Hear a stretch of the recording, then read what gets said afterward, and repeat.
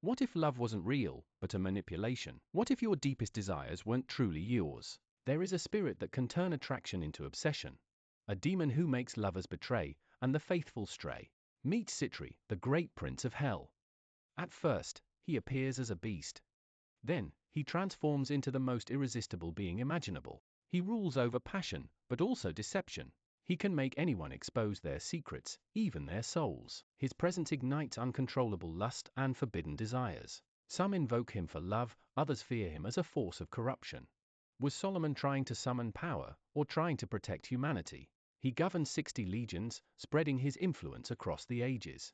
His angelic ruler is Har-Haya, the force of secrecy and protection. Is Sitri a demon of desire, or a trickster of the mind?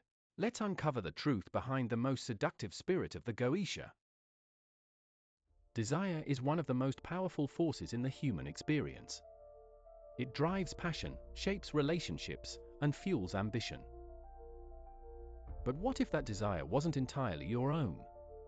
What if the feelings you thought were real, love, attraction, temptation, were nothing more than whispers from an unseen force? This is where the legend of Sitri begins.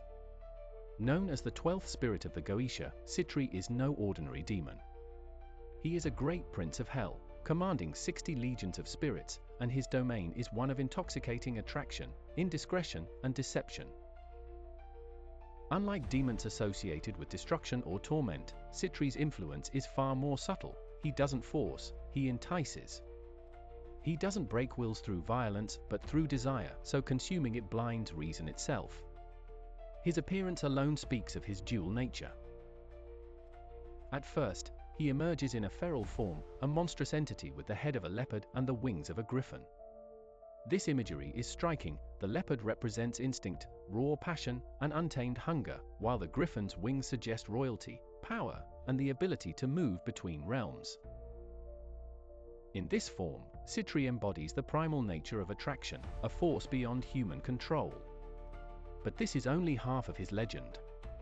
When commanded by the magician who summons him, Sitri undergoes a transformation. His beastly features melt away, revealing a human form of breathtaking beauty. This ability to shift forms is more than just a parlor trick, it is a statement of his nature. He is the master of illusion and perception, a being who can manipulate how he is seen, warping the boundaries between what is real and what is imagined. To those who seek power over others, he is an invaluable ally. But for those caught in his web, he is a nightmare, a spirit who turns love into a weapon, a force that can strip away all control, leaving only desire in its purest and most dangerous form. But Sitri is not merely a demon of lust, his domain extends into the world of deception. Astrologically, he is associated with indiscretion and falsehoods, meaning his influence is not just about passion but also about revealing secrets, manipulating truths, and eroding boundaries. If summoned, he can make people bare their souls and their bodies, willingly or unwillingly. He is the force behind the slip of the tongue, the reckless confession, the unveiled truth that was meant to remain hidden. For some, Sitri is an agent of empowerment, a spirit that grants confidence, attraction, and persuasive charm. But for others, he is a trickster, a bringer of obsession and chaos, a demon whose power can just as easily destroy as it can uplift. This raises the ultimate question: is Sitri a force to be controlled, or is he the one who truly controls those who dare summon him? But before we can answer that, we must go deeper into his origins, his hierarchy, and the forces that rule over him. Because as tempting as Sitri's gifts may be, there is always a price for passion, and not everyone survives it. In the darkened corridors of demonology, rank is everything. Power is not freely given, nor is it evenly distributed. Some demons are mere foot soldiers, bound to the will of greater forces. Others rise to the heights of infernal nobility, their influence stretching far beyond the rituals that summon them. Sitri is one of the latter. As a great prince of hell, he stands among the most powerful of the 72 spirits of the Ars Goetia, ruling over 60 legions of lesser entities. But unlike the warlords and tyrants of the underworld, Sitri's dominion is not built on brute force. His power lies in something far more insidious: desire, persuasion, and the slow erosion of self-control. To understand Sitri's true nature, one must first look at how he presents himself. He does not emerge in chains or in a storm of fire. Instead, he comes forth as a beast, a creature with the head of a leopard and the wings of a griffin, a hybrid of instinct, speed, and predatory hunger. But this is not his only form. When commanded, he sheds his animalistic visage and takes on a human appearance so beautiful it is impossible to resist. This transformation is not a mere trick of appearance, it is the embodiment of his power. The duality of his form speaks to his role as both predator and seducer, as one who can incite primal lust or manipulate with calculated charm. Unlike demons that rule through fear, Sitri's strength is influence. His domain is not the battlefield but the mind, where reason falters in the face of unchecked emotion. He does not force anyone's hand, he merely makes the alternative unthinkable. His commands are whispers wrapped in honey, his presence a suggestion rather than a demand. He does not need to destroy his enemies when he can make them destroy themselves. This is why he stands as a prince among demons. His power is not measured in fire and brimstone, but in the choices he makes people believe they are making of their own free will. Yet, despite his dominion, Sitri is not without restraint. Like all goetic demons, he is ruled over by an opposing force. Sitri is governed by Har-Haya, an angel associated with secrecy, refuge, and divine discretion. This contrast is striking, almost paradoxical. Sitri's gift is to make people expose themselves, while Har-Haya is a force of concealment and protection. Perhaps their relationship is not one of simple opposition, but of balance.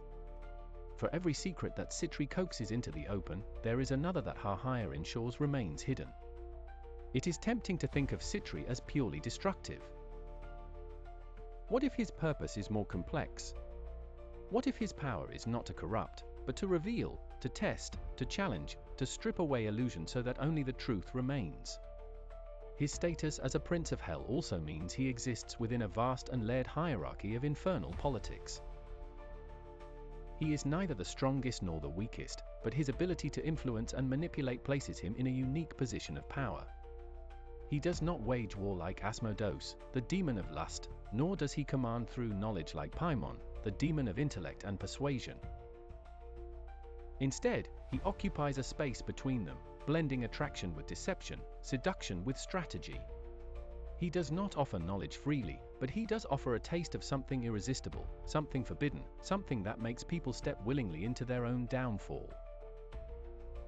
This is why his summoning is both sought after and feared. There are those who believe that through Sitri, one can gain unparalleled charm, an allure that bends the will of others without force. The influence of demons is often thought to belong to the past, stories whispered in ancient texts, warnings carved into forgotten grimoires. But Sitri's power is not locked in history. It lingers in the world today, woven into the desires and impulses of those who feel his presence without ever speaking his name. He is not bound to a single time or place. His influence moves through the currents of human passion, through moments of weakness, through the whispered promises of seduction that come in the dead of night. Astrologically, Sitri is linked to those born between May 14th and May 18th. This period is governed by Venus, the planet of attraction, and Mercury, the planet of communication. These two forces blend together in Sitri's domain, merging charm with deception, intimacy with manipulation. Those under his sign often possess a natural magnetism. They can speak words that unlock desires in others, words that linger long after they've been spoken. But with this gift comes a shadow, an ease with half-truths, a tendency to push boundaries, a hunger for attention that can quickly spiral into recklessness. This connection to astrology suggests that Sitri is not just an external force, a being summoned in candlelit chambers by those seeking power. He may also be something deeper, an archetype, a hidden part of the human psyche, a force that whispers within us all. His presence is felt in moments of temptation, in the thrill of an illicit attraction, in the way people let their guard down when faced with a charismatic presence they cannot quite resist. The lover who is too captivating to ignore, the politician whose words draw you in. Beyond astrology, Sitri's influence can also be found in the rituals of those who seek his power. In the practice of goetic magic, his name is invoked by those who desire to become irresistible, who wish to break the will of another through passion alone. Some believe that working with Sitri can heighten one's own charm, sharpening words into weapons, turning glances into unspoken commands. But the danger of summoning a demon of persuasion is that persuasion works both ways. Those who call upon Sitri may find themselves ensnared in the very forces they sought to control. The mark of Sitri is not always obvious. It does not appear in grand displays of demonic influence, in possessions or supernatural horrors. It is subtle, creeping, insidious. It is found in the choices people make when they believe no one is watching, in the power dynamics of relationships where one person holds all the control, in the quiet realization that a decision was made not by reason, but by an impulse too strong to resist. If Sitri still walks among us, it is not as a beast with the head of a leopard or the wings of a griffin. It is as a feeling, an idea, a whisper that turns into a command before you even realize it. And if he is still here, if his influence is still as potent as it was when Solomon first wrote his name in the pages of the Ars Goetia, then we must ask ourselves, do we truly act of our own free will? Or is there something unseen, something lurking beneath our desires, something ancient and patient, waiting for us to fall into its grasp? But to truly understand Sitri's place in the world, we must step back into history. We must step into the minds of those who feared him, those who sought him, and those who believed they could outwit him. Because the moment a magician speaks his name, the moment his sigil is drawn, the moment his invocation is whispered into the dark, something changes. And those who seek him must be ready for what follows. Throughout history, mankind has sought power in many forms. Some turned to gods, offering prayers and devotion. Others, more ambitious, sought to command the forces that lurk in the shadows, the spirits, the fallen, the entities whispered about in forbidden texts. Among them, Sitri holds a place of intrigue, a demon whose summoning has been both a tool of desire and a gateway to destruction. His influence is not one of immediate horror, not the terror of fire and brimstone, but something far more insidious. Those who invoke his name do not ask for survival or strength. They ask for control, the ability to charm, to seduce, to make others bend under the weight of passion they cannot understand. To call upon Sitri is to step into a game of seduction and manipulation, one where the summoner believes they hold the upper hand. The rituals, drawn from grimoires like the Lesser Key of Solomon, detail the process. The sigil must be inscribed, the invocation spoken with precision, the intent made clear. He does not appear in an explosion of chaos, he arrives as a whisper in the air, a heat on the skin, a presence that coils around the senses before it can be named. At first, he may test the summoner, shifting between his leopard-headed form and his human guise, as if to ask, do you desire power? Or are you merely prey to your own longing? His gifts are tempting. Those who summon him seek to become irresistible, to command attention and devotion. The ability to stir passion at will is no small power. A word from the lips, a glance across a room, and suddenly, others move not of their own choice. There are countless stories, whispered across occult traditions, of those who have called upon Sitri's aid for love, for conquest, for the thrill of breaking another's will. Some believe that kings and queens have walked through history with his influence. But there is always a price. Sitri does not serve without cost, nor does he grant favors without consequence. To ask for his power is to invite temptation into one's own soul, to become the very thing one seeks to control. The line between mastery and enslavement is thin. Many who have sought to use Sitri's charm have found themselves consumed by it, not only bending others to their will, but losing themselves in the process. There are legends of summoners who have fallen into their own desires, unable to discern whether their choices are their own or if they have become mere conduits for the demon's influence.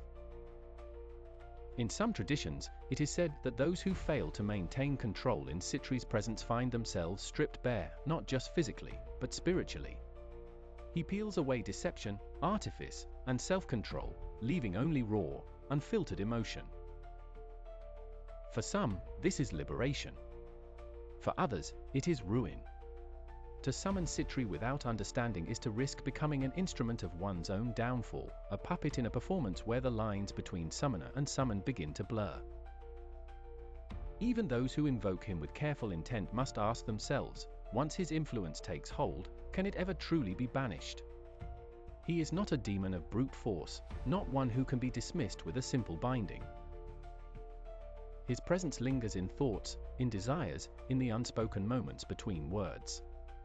He does not need to remain in the summoner's circle to continue his work, he walks freely, moving through the minds of those he has touched. This is the true danger of Sitri. He does not chain his victims, nor does he scream for submission. He invites, he suggests, he lets people ruin themselves with their own unchecked hunger. The question is not whether one can summon him, but whether one can resist him once he arrives. The world of ancient grimoires and whispered incantations may seem distant, a relic of a time when demons were feared as literal entities lurking at the edge of human understanding. But power, true power, never vanishes. It adapts. It shifts forms, finding new ways to move through the world, hidden behind masks that make it seem harmless, even mundane. Sitri is no exception. His sigil may no longer be carved into temple floors, his name may not be spoken in candlelit rituals as often as it once was, but his influence remains, woven into the very fabric of modern society. One does not need to summon Sitri to feel his presence. He moves through the digital age as effortlessly as he did through ancient kingdoms, his powers of persuasion, seduction, and exposure thriving in an era built on attention and desire. Social media, advertising, celebrity culture, political influence, these are his new altars, and his worshippers are countless. The same forces that once drew kings and queens into scandal now play out on screens across the world, where influence is currency, where words shape reality, and where one moment of indiscretion can destroy a life in an instant. Consider the nature of viral attraction. The ability to captivate, to entrance, to hold attention with nothing more than a well-crafted image or a carefully chosen phrase. Is this not Sitri's gift in its purest form? The world today rewards those who can command desire, who can make others see only what they want them to see. Charisma has become power, and those who wield it shape the fates of nations, industries, and entire generations. But the line between power and destruction is razor thin, and Sitri's influence has always carried a cost. The very tools that elevate can also expose. Secrets do not stay hidden. Desires, once inflamed, become uncontrollable. What begins as seduction often ends in scandal. The fall of celebrities, the collapse of political empires, the way influence turns to obsession before it crumbles into disgrace, these are echoes of Sitri's mark. And what of those who seek his power intentionally? There are still those who practice the ancient arts, who believe Sitri can be invoked not through summoning circles and invocations, but through mastery of human nature itself. The modern magician is no longer just the robed figure in a darkened room. He is the speaker who can command a room with a single sentence, the strategist who knows exactly which words will shatter a person's defenses, the artist whose work lingers in the mind long after it has been seen. Those who understand Sitri's influence do not need his direct presence. They channel him through confidence, through persuasion, through the ability to make others willingly surrender their sense of control. But what happens when the balance is lost? When the seducer becomes ensnared in their own spell? This is the true nature of Sitri's lesson: power, once tasted, is not easily relinquished. The more one commands attention, the more they need it. The more one bends others to their will, the more they rely on that power to define themselves. What begins as mastery soon becomes dependence. And so, his influence continues, cycling through time, adapting to the world as it changes, but never fading completely.